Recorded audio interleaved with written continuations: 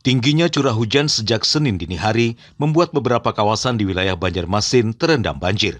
Salah satunya yang terparah ada di pemukiman padat penduduk di Jalan Prona, Pemurus Baru, Banjarmasin Selatan. Ketinggian air mencapai 35 cm atau selutut orang dewasa. Air juga menggenangi ke dalam rumah warga sehingga membuat aktivitas terganggu. Kondisi banjir ini terjadi sejak Senin dini hari saat hujan deras melanda kota Banjarmasin.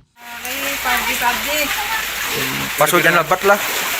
Gara-gara hujan kah atau gimana, Bu? Kejadian sama itu bayinya pasang. Gara-gara sama. Ketinggian sendiri sampai berapa sampai rumah nih, Bu? Paling tinggi itu bekasnya kemarin kena. Itu kapan tuh? Itu yang tahun Tahun kemarin tuh. sebelum corona. Emang langganan ke sini banjir, Bu? Artinya ini kemungkinan di turunnya jam berapa, Bu, airnya, Bu? Bisa seharian nih. Seharian lah. Penuh hujan terus lah. Jadi barang-barang di rumah basah ya lah, Bu?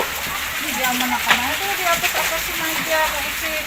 Sampai ke dalam nih dapur. Tingginya seapa, Bang? Cukup dalam semata kaki. Mata kaki ya, Bang lah. Dari jam berapa tadi, Bang, naik airnya, Bang? Mulai hari hujan deras Subuh tadi. subuh.